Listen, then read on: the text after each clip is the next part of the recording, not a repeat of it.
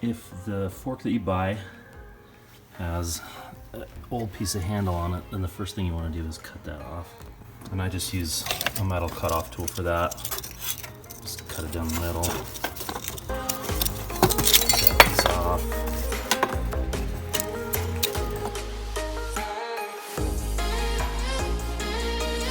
When I look at your tines, make sure they're not pointing out too far. You want them to be kind of straight up and down as best you can, because when you fling that bag, you don't want it to catch. You also want to make sure that they're pretty lined up this way. If they're not, then you could bend it with your hands or a vise. Usually I would say probably heat it a little bit and then bend it into place. Once your tines are bent in the right spot, into the right position, then it's time to get rid of all this junk. And I use an angle grinder for that, or if you have a table grinder, you can do most of it on that. It gets a little bit difficult in some of the hard to reach places, but essentially you're going to try to get as much of the old junk off as you can. So first step, do all the bending. Make sure your tines are aligned how you want them to be aligned before you do any grinding. Second step, grinding. Make sure you do all the grinding that you want to do before you go to the next step. The next step would be fine tuning with something like this hand file, or even like some rough sandpaper or a sander. But do it in that order, because what happens is, you get going, you think you're good, and then you start doing the next one, and then you got to go back and do grinding or something like that, and you've undone all your progress.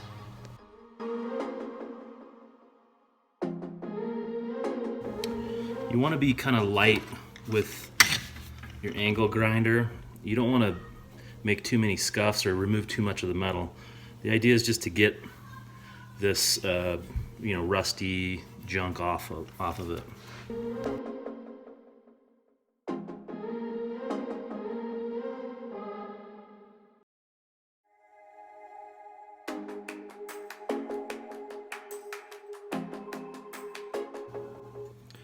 There's always a hand tool option, a metal file that you can use.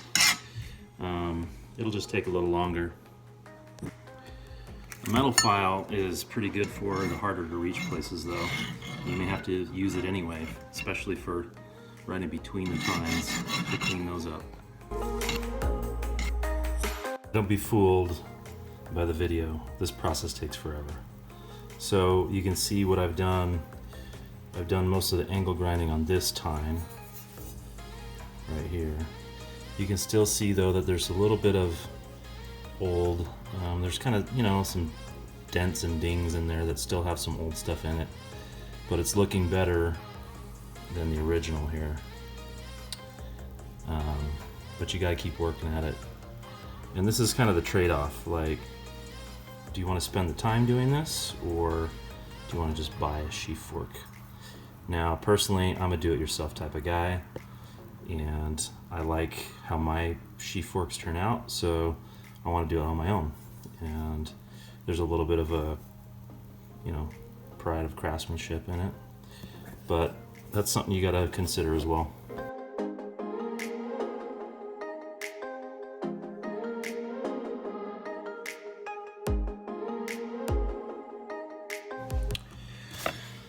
Now, if you're going to spend some time on this, I would recommend spending the most time on this edge right here, on the edges of the tines that are going to touch the bag, and really smooth those out, because that is where you want the least amount of friction. So I even take just a hand file and just go over it a bunch of times.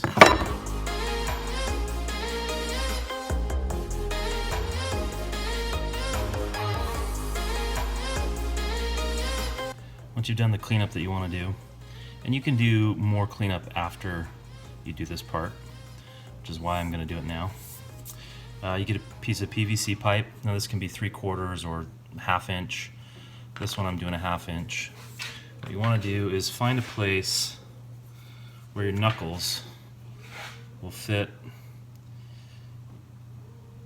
You want enough room for 2 fingers on this side and 2 fingers on this side. And that's the height that you want to put this cross piece that we're going to put in. So I'm going to make a little mark right there. About right here. And next I'm going to take the pipe that I have, lay it across, and this doesn't have to be perfect or anything, it's not an exact science, but I'm going to make a mark where I'm going to cut that pipe off, right about there. Pipe cutters are easier, but this is what I have right here.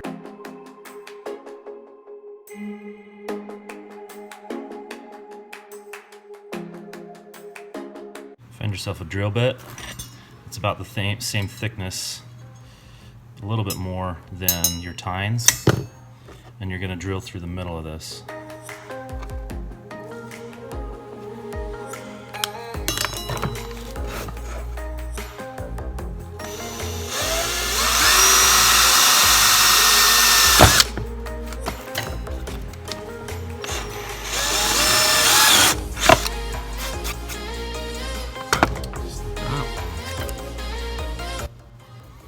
After you drill your hole, put it down the middle to see if it'll get down to the point you marked.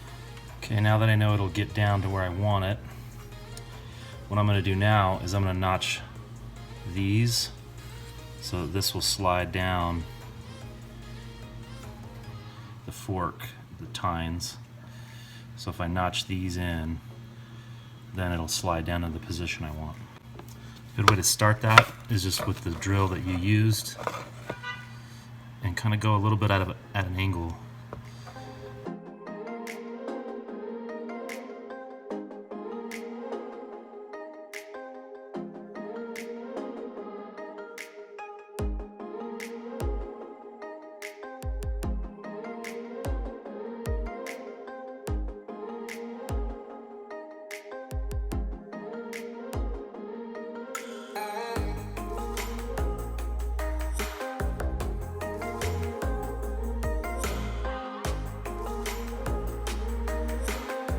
And now I'm just going to cut that.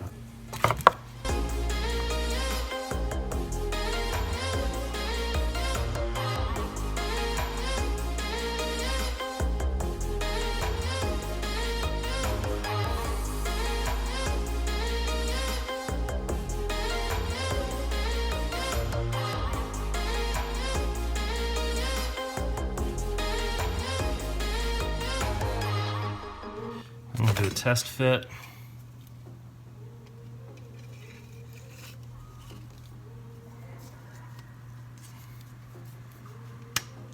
The one thing you want to make sure of is that it's straight. So I need to cut a little bit off of this side so that ends up perpendicular. Easier way to do that is just to take the drill and ream it.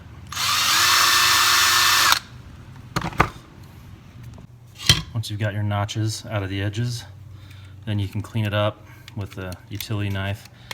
You may have to widen it a little bit.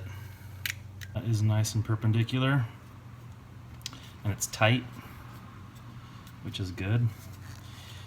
I'm going to just trim these off. There we go, trim those off. Hand fits good there. It's perpendicular. Let's talk about handles. There's a few different options. There's the standard pitchfork handle, which has, it angles down before it comes up. This is one my friend assembled, and he chose to have, that curve down for the pitchfork and then coming up. My preference is to have a straight handle. So this is a hoe handle, and it's straight, there's no curve to it.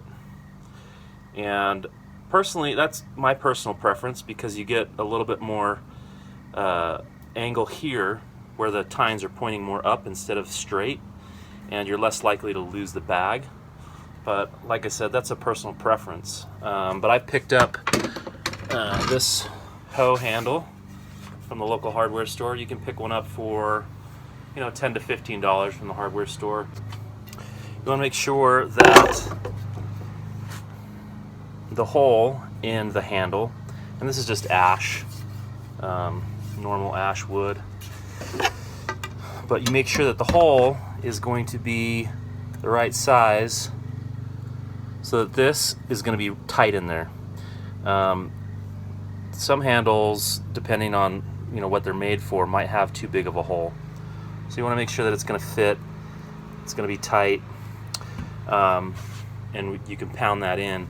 Now the other thing to consider is if you get a traditional pitchfork handle with the curve down, you got to make sure that this thing isn't side to side. You got to make sure that your curve down and then the curved tines up match up properly. Because if you get that off a little bit, then you're going to have a weird curve to it. The advantage to the straight handle is it doesn't matter where you turn it. It's going to go straight. So just kind of pound it in like that. Make sure you get it in good, straight.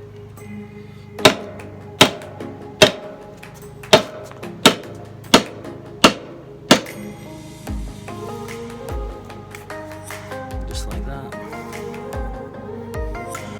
Talking a little bit about length. As long as it's not longer than 6 feet, it should be legal. Mine to the left here is a little shorter. I cut maybe 8 inches off of it because I have a pretty big swing and I get a little bit lower in my swing, so I didn't want the end hitting the ground. But it's not totally necessary. I'd probably cut off 6 inches off of this middle one that I'm creating right now, just to make it a good length. You don't need it that long. You can see where I've taped this handle. Initially I was gripping it right here. I've added this because this is where I've adjusted my new grip to. Okay, to tighten this handle down, just get some athletic tape or like hockey stick tape, grip tape, whatever, and just start wrapping it up. I kind of go like that on my first round, make it tight, and then go around here.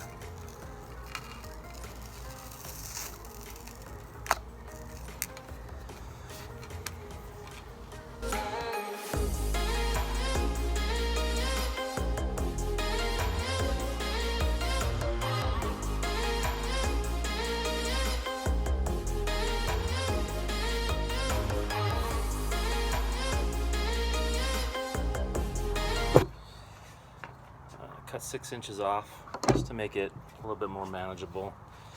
And even before you tape it, you could, you know, paint it if you wanted to, or after, do some wood carving or whatever you might want to do on it. But this is pretty much ready to go.